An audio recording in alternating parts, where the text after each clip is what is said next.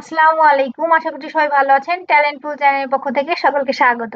পঞ্চম শ্রেণীর দ্বিতীয় সাময়িক পরীক্ষা বা দ্বিতীয় প্রান্তিক মূল্যায়ন 2026-এর গণিত বিষয়ের একটি নমুনা প্রশ্ন ও তার উত্তর নিয়ে আজকে আমরা আলোচনা করব।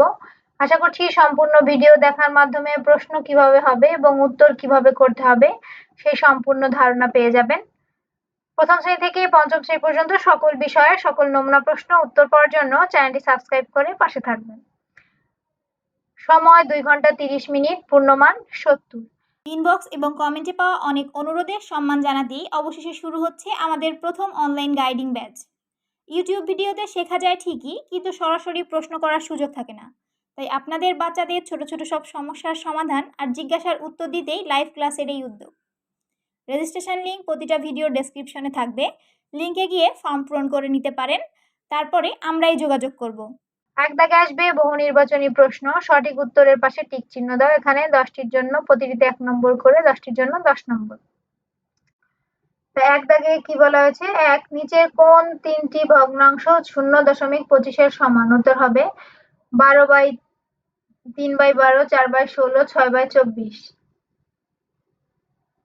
এই যে 1 নং প্রশ্নের উত্তর লিখে ক লিখে উত্তরের অপশনটা শুধু লিখে দিবে। 2 দাগ, বৃত্তের পরিধির একটি অংশকে কি বলে? উত্তর হবে গ বৃত্তচাপ। 3, রম্বসের একটি কোণ সমকোণ হলে তাকে কি বলে? উত্তর হবে গ বর্গ। 4, নিচের ভগ্নাংশগুলোর মধ্যে 3/8 এর সমতুল্য কোনটি? হবে 6/8। 5, নিচের কোন সংখ্যাটি কতটি 0.0001 দিয়ে গঠিত? 1.089। উত্তর হবে ক 1089টি। 6, নিচের ভাগফলগুলোর কোনটির ভাগফল ভাজ্য অপেক্ষা বড় হবে? হবে ঘ কোনটিই নয়। 7, চিত্রের কত পার্সেন্ট জায়গায় রং করা আছে? হবে 75%। 8, 1 ইঞ্চি সমান 2.54 হলে 8.5 ইঞ্চি সমান কত সেন্টিমিটার? উত্তর হবে 21.59 সেন্টিমিটার। ক।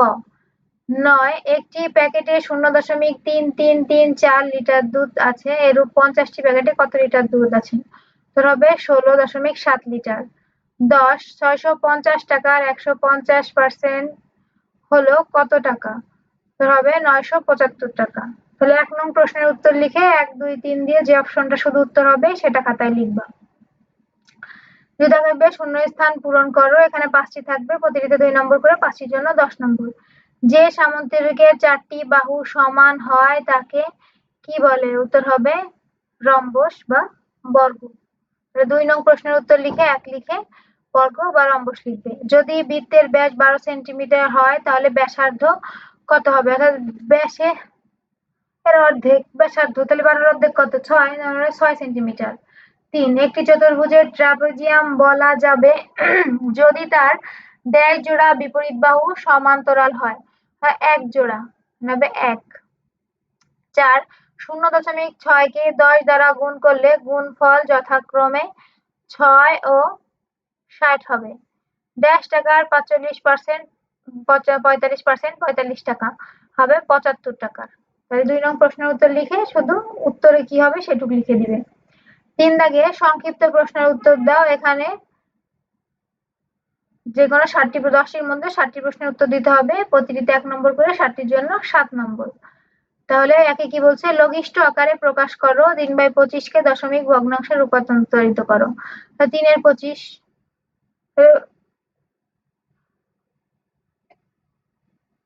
3 গুণ 4, 25 গুণ 4, 3 4-এ 12, 4 25-এ 100। অর্থাৎ নিচেরটা যে করেই হোক 100 করতে হবে। 25 100 করতে কত লাগবে? 4।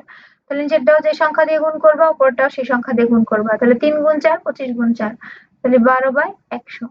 তাহলে ভাগ করলে হয় 0.12।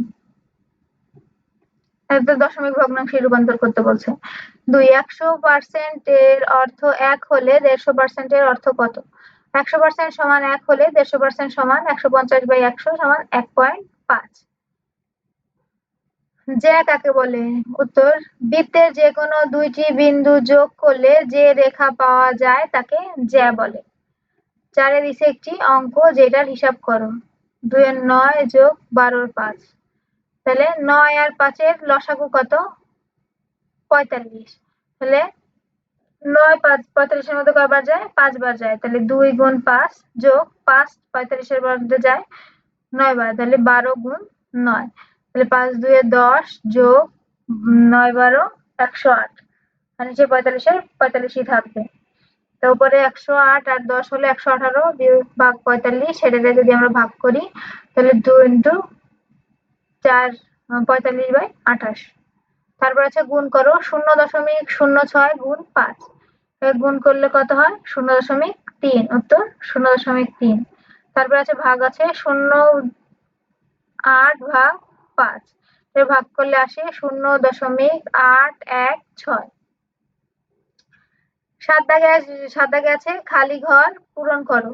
3 ভাগ 0.25 সমান কত? তাহলে 3 ভাগ 25 গুণ ভাগাঘর সমান ভাগাঘর। তাহলে 3 ভাগ 0.25 সমান 3 ভাগ 25 গুণ 100 সমান 12। উত্তর হবে 100 এবং 12। 8 দাগে আছে 3.4 মিটার এবং 2.3 মিটার দৈর্ঘ্য দুইটি ফিতা একত্রে কত মিটার? তাহলে কি করব? ফিতার মোট দৈর্ঘ্য 3.4 যোগ 2.3 3 4 12 আর 3 15। উপরে হবে 15 আর নিচে 4 4ই থাকবে যোগ 3 2 এই পাশেরটা নিচেরটা হলো গুণ করতে হয়। তাহলে 3 2 6 আর উপরেরটা যোগ 6 আর 1 7। উপরে 7 নিচে 3। এরপরে আমরা কি করব? 4 আর 3 এর লসাগু কত হয়? 12। 4 12-এর মধ্যে যায় 3 বার। তাহলে 15 গুণ 3 যোগ 7 3 12-এর মধ্যে যায় 4 বার। তো 7 গুণ 4। 3 15 45 যোগ 4 সাথে 28 যোগ করলে হয় 73। নিচে 12 তারপরে ভাগ করলে 6 পূর্ণ 12। 9 দাগে আছে শনিবারের সর্বোচ্চ তাপমাত্রা 32.55 ডিগ্রি সেলসিয়াস এবং রবিবারের সর্বোচ্চ মাত্রা 28.87 ডিগ্রি সেলসিয়াস। 2 দিনের তাপমাত্রার পার্থক্য কত? তাহলে শনিবারের তাপমাত্রা 32.55 ডিগ্রি সেলসিয়াস, রবিবারের তাপমাত্রা 28.87 ডিগ্রি সেলসিয়াস। পার্থক্য হলো এটা তাহলে বিয়োগ করব 32.55 বিয়োগ 28.87। বিয়োগ করলে কত হয়? 27 কত হলে 15 হবে? 8 হলে হাতে আমার 1 8 আর 1 9 9 আছে কত হলে 15 হবে 6 হলে হাতে আমার 1 8 আর 1 9 9 আছে কত হলে 12 হবে 3 হলে। তাহলে 2 ঘর পরে দশমিক, এখানে 2 ঘর পরে দশমিক হলে 3.68 সেলসিয়াস। তারপরে আছে 10 দাগে কি অঙ্ক দিয়েছে? কোনো একটি কারখানায় একদিনে 90 জন শ্রমিকের মধ্যে 40% অনুপস্থিত থাকলে ওই দিন কারখানার উপস্থিত শ্রমিকের সংখ্যা কত? তাহলে আমরা লিখবো অনুপস্থিত শ্রমিকের সংখ্যা 90 এর 40% সমান 90 গুণ 40% কিভাবে লেখা যায়? 100/4 সমান এটা কাটাকাটি করলে আসে হচ্ছে 36। তাহলে উপস্থিত শ্রমিকের সংখ্যা ছিল 90, বিয়োগ করবো আমরা 36, তাহলে হলো 54 জন। 4 দাগে সাধারণ ভগ্নাংশের সমস্যা। 3টি থেকে যেকোনো 2টি প্রশ্নের উত্তর দাও। প্রতিটিতে 6 নম্বর করে, দুটির জন্য থাকছে 12 নম্বর। গীতার কাছে 1.6 এর 5 লিটার এবং মামুনের কাছে 8 এর 13 লিটার জুস আছে। ক গীতা ও মামুনের জুসের পরিমাণ প্রকৃত ভগ্নাংশে প্রকাশ করো। খ কার জুসের পরিমাণ কত বেশি? তাহলে আমরা কি লিখবো? 4 নং প্রশ্নের উত্তর গীতা ও মামুনের জুসের অপ্রকৃত ভগ্নাংশে প্রকাশ করা। গীতার জুসের পরিমাণ আছে 1.6 এর 5 লিটার। অপ্রকৃত ভগ্নাংশ প্রকাশ করে পাই এটা 6 উপরে কি করতে হয়? এর পাশেরটা হচ্ছে গুণ করতে হয়, উপরেরটা যোগ। তাহলে 1 গুণ 6 যোগ 5, তাহলে 6/11। আর মামুনের জুসের পরিমাণ 8/13। তাহলে দুজনের জুসের পরিমাণ গীতার হলো 6/11 এবং মামুনের 8/13। কার জুসের পরিমাণ বেশি এবং কত বেশি? তাহলে গীতার জুসের পরিমাণ হলো 6/11 লিটার এবং মামুনের জুসের পরিমাণ 8/13। তাহলে কার পরিমাণ বেশি তা জানতে কি করতে হবে? 6 ও 8 এর লসাগু নির্ণয় করতে হবে। 6 আর 8 এর লসাগু 24। তাহলে গীতার জুসের পরিমাণ 6 গুণ 4 24 করতে নিচেরটা 24 করতে কি 4 দিয়ে গুণ দিতে হবে। তাহলে উপরেরটাও সে একই সংখ্যা দিয়ে গুণ দিব। 11 গুণ 4, তার উপরটা 44, নিচে 24। তেমন 8 3 বার গেলে 24, তাহলে 8 গুণ 3 আর 13 গুণ 3 39, তাই 39/24। যেহেতু 44 বড় 39 ছোট, তাই গীতার জুসের পরিমাণ বেশি। কত বেশি? 44/24 বিয়োগ 39/24 বিয়োগ করলে কত হয়? 5/24 লিটার। উত্তর, গীতার জুসের পরিমাণ বেশি এবং মামুনের চেয়ে 24-এর 5 লিটার বেশি। সবুজের বাড়ি বিদ্যালয় থেকে প্রায় 3 কিলোমিটার পশ্চিমে অবস্থিত এবং মিতুর বাড়ি 12/5 কিলোমিটার পূর্বে অবস্থিত। যেহেতু সবুজের বাড়ি বিদ্যালয়ের পশ্চিমে এবং মিতুর বাড়ি পূর্বে, তাই সবুজের বাড়ি থেকে মিতুর বাড়ির দূরত্ব হবে বিদ্যালয় থেকে উভয় বাড়ির দূরত্বের যোগফল। তাই 8-এর 3 যোগ 12-এর 5 যোগ করলে কি হবে? 8 ও 12 এর লসাগু 24, তাহলে নিচে হবে 24। 8 24-এর মধ্যে যায় 3 বার, তাহলে 3 গুণ 3। 12 24-এর মধ্যে যায় 2 বার, তাহলে 5 গুণ 2। 3 3-কে 9, 5 2-এ 10, 10 আর 9 19, আর নিচে হচ্ছে 24। সবুজের বাড়ি থেকে মিতুর বাড়ির দূরত্ব 19/24 কিলোমিটার। বিদ্যালয় থেকে সবুজের বাড়ির দূরত্ব 8-এর 3 কিলোমিটার। বিদ্যালয় থেকে মিতুর বাড়ির দূরত্ব 12-এর 5। সমহর বিশিষ্ট ভগ্নাংশে রূপান্তর করতে হলে আমাদের কি করতে হবে? 8 এবং 12 লসাগু করতে হবে। 8 এবং 12 লসাগু 24, তাহলে সবুজের বাড়ির দূরত্ব 8 গুণ 3 24, 3 গুণ 3 9। মিতুর বাড়ির দূরত্ব 12 গুণ 2, এটা নিচের সংখ্যাকে 24 করতে হলে যে সংখ্যাতে গুণ করতে হয়, উপরের সংখ্যাকে আমরা সেই সংখ্যাতে গুণ করব। 5 গুণ 2 সমান 10। যেহেতু 9-এর 24-এর থেকে 24-এর 9-এর থেকে 24-এর 10 বড়, সুতরাং বিদ্যালয় থেকে সবুজের বাড়ি নিকটবর্তী। দূরত্বের পার্থক্য 24-এর 9 বিয়োগ 24-এর 10 কিলোমিটার সমান 24-এর 1। বিদ্যালয় থেকে সবুজের বাড়ি নিকটবর্তী এবং তাদের বাড়ির দূরত্বের পার্থক্য 24-এর 1 কিলোমিটার। 3. শিক্ষক ক্লাসে শিক্ষার্থীদের জন্য কিছু ফিতা ও রঙিন কাগজ আনলেন। সরল মান নির্ণয় করতে বলছে। 1/3-এর 2 যোগ 3/4-এর 1 বিয়োগ 2/6-এর 5 বিয়োগ 4-এর 3। তাহলে আমরা এই সংখ্যাকে মিশ্র সংখ্যাকে কি করব? আমরা প্রথমে 3-এর 1 3 গুণ 1 যোগ 2, তাহলে 3 1-কে 3 আর 2 5, তো উপরে 5 আর নিচে 3-এর 3, তারপরে 4 3-এ 12 আর 1 13 3, নিচে 4 বিয়োগ নিচে 6 6 দিয়ে 12 12 আর 5 17 আর 4-এর 3, তাহলে 3 4 6 4 এইগুলোর লসাগু করলে হয় হচ্ছে 12। তাহলে 3 12-এর মধ্যে যায় হচ্ছে 4 বার, 4 5-এ 20, 4 12-এর মধ্যে যায় 3 বার, 3 13 39 বিয়োগ 6 যায় 2 বার, 7 13 গুণ 2 34, 4 যায় 3 বার, 3 3-কে 9, তাহলে 59 বিয়োগ 43 বিয়োগ করলে হয় 16, 16/12, এটারে কাটলে কি হয় 4/3 বা 3/4, এটাকে এভাবে করলে হয় 1/3-এর 1। সরল মানটি প্রকৃত নাকি অপ্রকৃত ভগ্নাংশ তা কারণ সহ লিখো। উত্তর, প্রাপ্ত সরল মানটি 3-এর 4 একটি অপ্রকৃত ভগ্নাংশ, কারণ যে ভগ্নাংশের লব হর অপেক্ষা বড় তাকে অপ্রকৃত ভগ্নাংশ বলে। এখানে প্রাপ্ত ভগ্নাংশটির লব এবং হর, লব 4 হর 3, সেহেতু লব বড় হর ছোট, তাই এটি অপ্রকৃত ভগ্নাংশ। 5 দাগ দশমিক ভগ্নাংশের সমস্যা। 3টি থেকে যে কোনো 2টি করতে হবে। এখানেও 6 2 12 নম্বর। রেজার ওজন 36.5 কেজি, তার ছোট ভাই এবং বাবা যথাক্রমে ওজন 0.8 গুণ এবং 1.6 গুণ। রেজার ভাইয়ের ওজন নির্ণয় করো। রেজার ভাইয়ের ওজন দেওয়া আছে। রেজার ওজন 36.5 কেজি, ছোট ভাইয়ের ওজন রেজার ওজনের 0.8 গুণ, অতএব ছোট ভাইয়ের ওজন 36.5 গুণ 0.8 কেজি, গুণ করলে হয় 29.2 কেজি। হিসাব 365 গুণ 8, মানে দশমিক বাদ দিয়ে প্রথমে গুণ করবে 2920। যেহেতু উভয় সংখ্যা মিলিয়ে দশমিকের পর মোট 2টি ঘর আছে, তাই ডান দিক থেকে 2 ঘর পরে দশমিক পড়বে, তাহলে 29.20 বা 29.2 লেখা যায়। তার রেজার ভাইয়ের ওজন 29.2। তার বাবা ও ভাইয়ের ওজনের পার্থক্য দেওয়া আছে। বাবার ওজন রেজার ওজনের 1.6 গুণ, অতএব বাবার ওজন আগে আমরা বের করব। 36.5 গুণ 1.6 কেজি 58.4 হয়। এটার হিসাব কিভাবে হয়? দশমিক বাদ দিয়ে প্রথমে গুণ করবা। 365 গুণ 16 হয় 5840। তারপরে কয় ঘর পরে দশমিক আছে? 2 ঘর, তাহলে 1 2, তাহলে 58.40, পরে শূন্য দিলেও হয় না দিলেও হয়, 58.4। তাহলে ক থেকে পাইছি রেজার ভাইয়ের ওজন 29.2 কেজি, অতএব বাবা ও ভাইয়ের পার্থক্য 58.4 বিয়োগ 29.2 কেজি, 29.2 কেজি।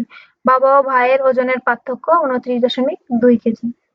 একটি আয়তাকার জমির দৈর্ঘ্য 4.75 মিটার এবং প্রস্থ 12.8 মিটার। জমির ক্ষেত্রফল নির্ণয়ের সূত্র লিখো। ক, আয়তাকার জমির ক্ষেত্রফল সমান দৈর্ঘ্য গুণ প্রস্থ। খ, জমির ক্ষেত্রফল নির্ণয় করো। দেওয়া আছে আয়তাকার জমির দৈর্ঘ্য 12.8 মিটার এবং প্রস্থ 4.75 মিটার। আমরা জানি ক্ষেত্রফল সমান দৈর্ঘ্য গুণ প্রস্থ, তাহলে 12.8 গুণ 4.75 বর্গমিটার। তো গুণ করলে হয় 60.8। এটারও হিসাব কি করবা? দশমিক বাদ দিয়ে প্রথমে গুণ করে পরে যে ঘর পরে গুণফল কি করে, যে ঘর পর 3 ঘর পরে দশমিক, তাই 1 2 3, তো 60.800 বা 60.8। উত্তর 60.8। যদি দৈর্ঘ্য 2 গুণ করা হয় তবে নতুন ক্ষেত্রফল কত হবে? যদি দৈর্ঘ্য দ্বিগুণ করা হয় তাহলে নতুন ক্ষেত্রফল হবে নতুন দৈর্ঘ্য 12.8 গুণ 2 মানে 25.6 মিটার। অতএব নতুন ক্ষেত্রফল হবে 25.6 গুণ 4.75 সমান 121.6 বর্গমিটার। তো নতুন ক্ষেত্রফল 121.6 বর্গমিটার। একজন শিক্ষক 75 জন শিক্ষার্থীর প্রত্যেককে 0.24 মিটার করে ফিতা দিলেন। তিনি সব শিক্ষার্থীদের মোট কতটি ফিতা দিলেন? একজন শিক্ষার্থী ফিতা পায় 0.24 মিটার, অতএব 75 জন শিক্ষার্থী পাবে 0.24 গুণ 75 সমান 18 মিটার। যদি তিনি প্রত্যেককে 0.3 মিটার করে ফিতা দিতেন তাহলে প্রত্যেকে কত পেত? তাহলে একজন যদি পেত 0.3, অতএব 75 জন শিক্ষার্থীর জন্য ফিতা লাগতো 0.3 গুণ 75 সমান 22.5 মিটার। প্রথমে কি করবে? 3 দিয়ে 75 গুণ করে পরে এক ঘর পরে দশমিক দিবা, তাহলে 22.5। তারপরে 6 দাগে আসবে শতকরা সংক্রান্ত সমস্যা, দুইটির মধ্যে থেকে একটি করতে হবে, এর জন্য 6 নম্বর।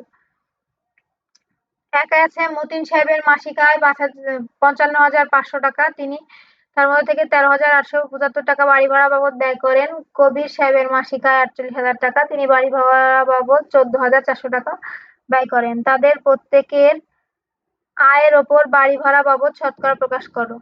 মতিন সাহেবের আয় 55,500 টাকা। তিনি 13,875 টাকা ব্যয় করেন। কবির সাহেব 48,000 টাকা থেকে 14,400 টাকা ব্যয় করেন। তাদের প্রত্যেকের আয়ের বাড়ি ভাড়া বাবদ শতকরা ব্যয়। মতিন সাহেবের ক্ষেত্রে মাসিক আয় 55,500 টাকা, ব্যয় 13,875। তো বাড়ির তার আয়ের ওপর বাড়ি ভাড়ার শতকরা হার 13,875 বাই 55,500 গুণ 100%।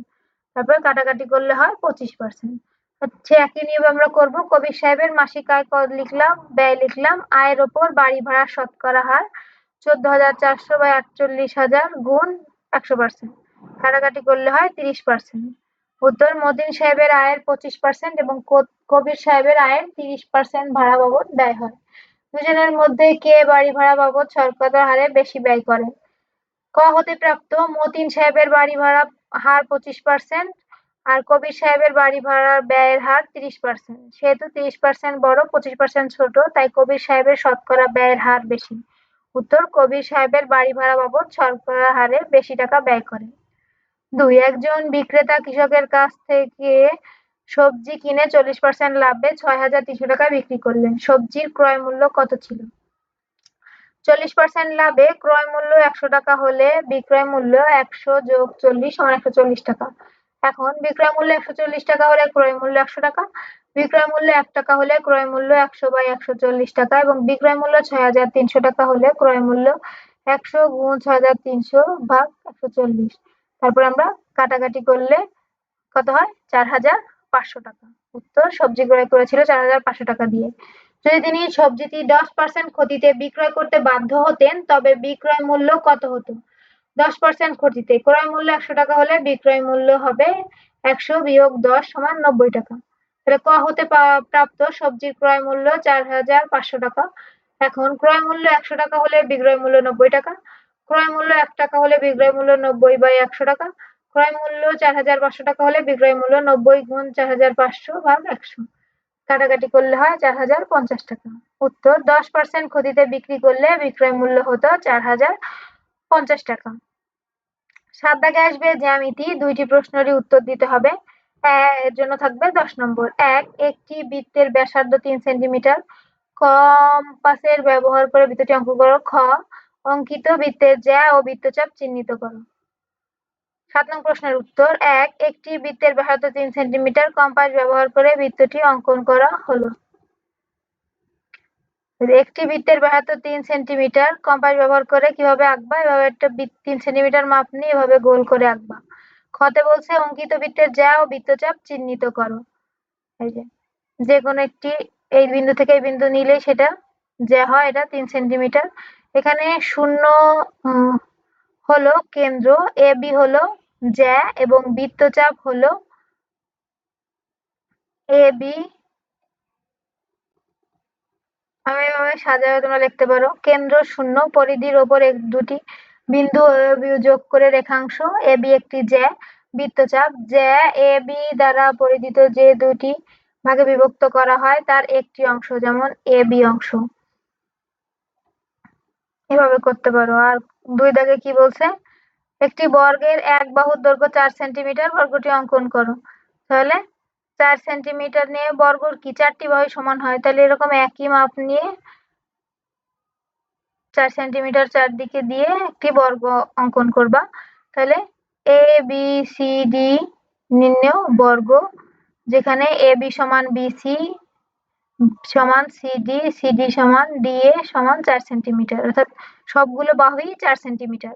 খ বর্গের দুটি প্রধান বৈশিষ্ট্য লিখো। 1 বর্গের 4টি বাহুর দৈর্ঘ্য সমান। 2 বর্গের প্রতিটি কোণ সমকোণ। এভাবে সুন্দর করে আঁকবা এবং লিখে দিবা যা বলবে আর কি। তো এই হচ্ছে পঞ্চম শ্রেণীর অঙ্ক বিষয়ের একটি নমুনা প্রশ্ন ও তার উত্তর।